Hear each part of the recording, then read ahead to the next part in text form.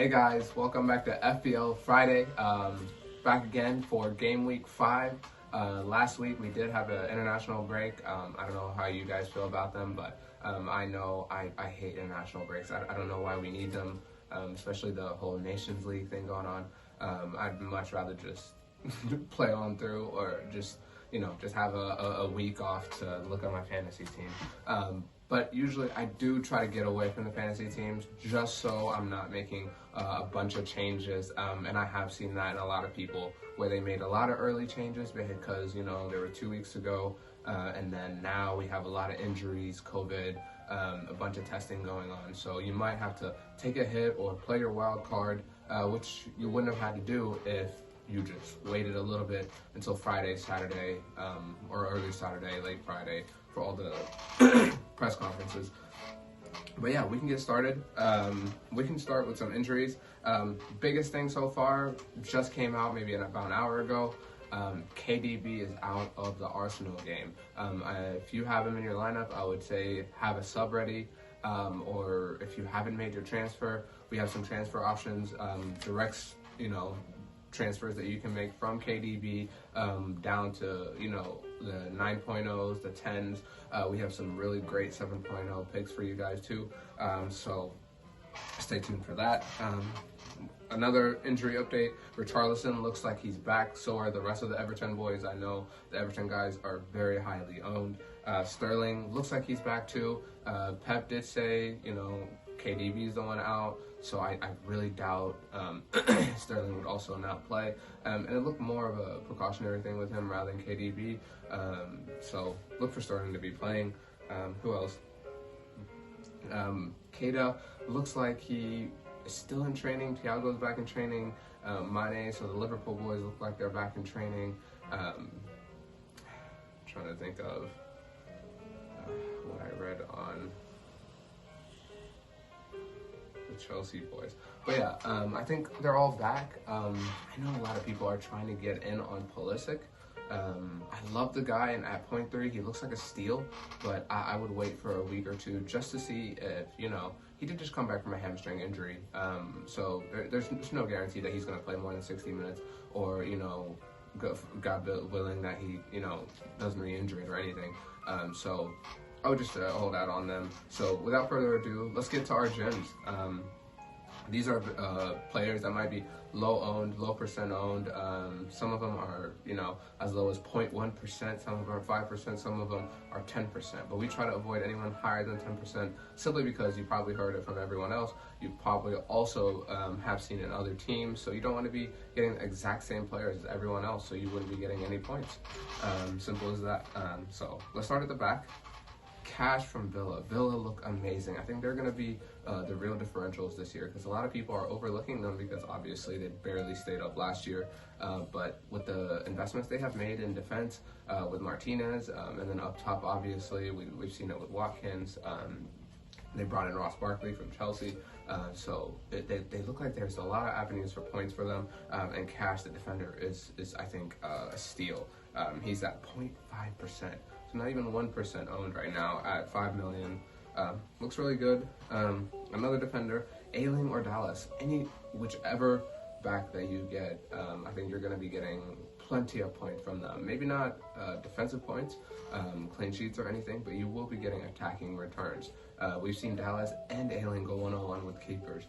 We've seen them have shots inside the box. We've seen them have plenty of crosses into the box. So that whole Leeds team also looks really good. Moving on to midfield, again, Villa. Ross Barkley, 0.09%, not even 0.1 owned yet, and at 5.9, I understand at that Chelsea team he was probably the 5th or 6th guy to be able to come into that midfield, but at this Villa team, I think him and Barkley, him and Grealish have a wonderful 1-2 combo going on, where Grealish can just, sit back and let Barkley maraud forward, or vice versa. Moving up top, Watkins is another great option, but obviously you guys all know about him because, everyone has been trying to get on him after that 7-1, 7-2 win against Liverpool. So we're going to go with Mopai. I think Mopai is a really good steal. He's very feisty. That Brighton team look, ready to play. They're very high octane. They look like they basically are just guns blazing, trying to score as many goals as they can, rather than the Brighton team a few years ago that were, really try to keep it solid, put it up to Murray and try to, steal it 1-0. They don't play like that anymore. They have a bunch of ball players. And I think Mopai is the star man for them. He's also on penalties, and at 5.3%, that's a great differential for you guys. Another one in a few weeks is Antonio. I know West Ham don't look good. I know their fixtures don't look great, but he looks like he could score against anyone. He's just such a hard worker. I have never seen someone who does not give up on the ball like this guy. And somehow, there are players that they just bumble forward and somehow the ball just stays at their feet. He's like that, but he's so physically athletic that he can get at the end of that ball, and then he's also very technically skilled that he can score with his head, right foot, left foot, anywhere you can. And he also has Souček, who looks very dangerous coming up from that midfield to help him out. So that does it for our gyms. Coming up next, we will be discussing, our teams, our captain teams, a few more injuries, and also we'll be doing our 15-second surgery, so stay tuned. It is now time for our 15-second surgery.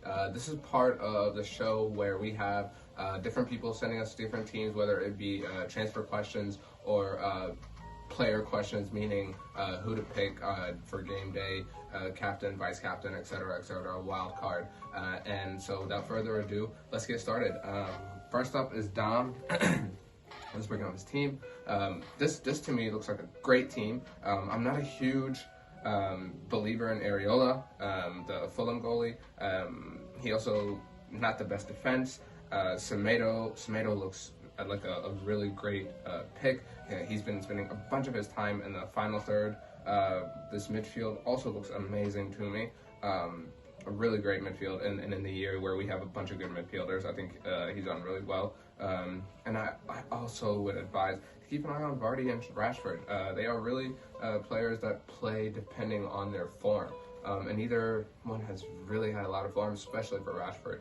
And Partey, I know he's got that calf issue now, so I would just say just to keep an eye on him, because that is a lot of money in players that are form-based. And then last but not least, I believe March should definitely be in your first sub, or even somehow finding a way into your team. I love this guy, Solly March. Him and Mopai, I think, are going to do wonderful, great things. Moving on, we have Sue. First things first, big red flag. Allison, let's get him out. And that's a lot of money that you're spending on your goalies. I would get two cheap goalies, McCarthy and Pope, McCarthy and Ryan, Pope and Ryan, Pope and Martinez and McCarthy, Martinez and Pope. All of those are great. You really need a third playing back.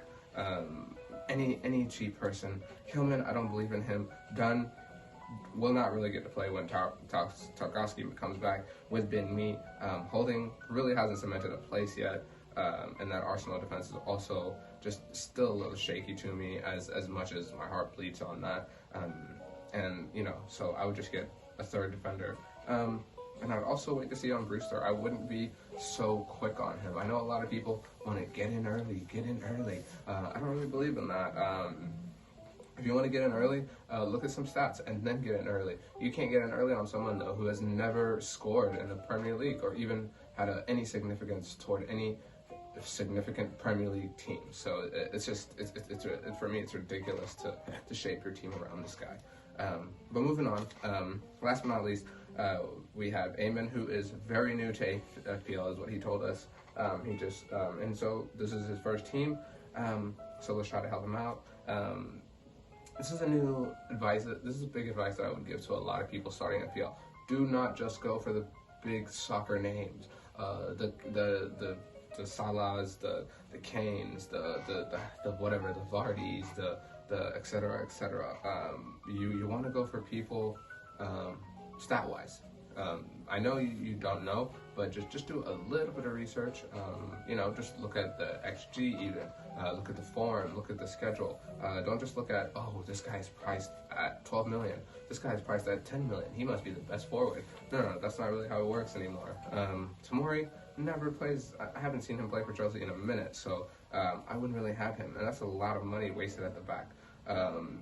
I would say wait on Partey. As much as it is party time at the Emirates Stadium, I would wait on him regarding, fantasy terms. And I would also sell Giroud. If you really want a third center or a third forward that's not going to play, Davis, Brewster, all those guys are great. But I would also, again, like I said, I preface that by saying not to make your team around those guys. But if you're looking for a third forward as a kind of a throwaway of scrap, that's not a bad idea. And you can do that, and you can just go with two up top. But yeah, so that'll be. But besides that, I think this is a great start to FPL. Hope you enjoy it, and thank you for sending us your team. Coming up after this, we will be looking at our team, looking at our captain options, and also just looking at some differential captains options for you for this week. It is now time to look at our captain's options for this week. I know I am a huge proponent of, if you have Mo Salah, just believe in the guy and just give him the armband. But this looks like a really tricky week, and especially in the week where we just found out KDB won't be playing. The United guys really don't look great, or haven't looked great. They could break out. So if you have Bruno, Rashford, any of those guys, and then obviously the Chelsea boys haven't really been running, and then the big captain options for everyone seem to be Son and Kane. One quick note on that. I love those guys. They have been scoring well,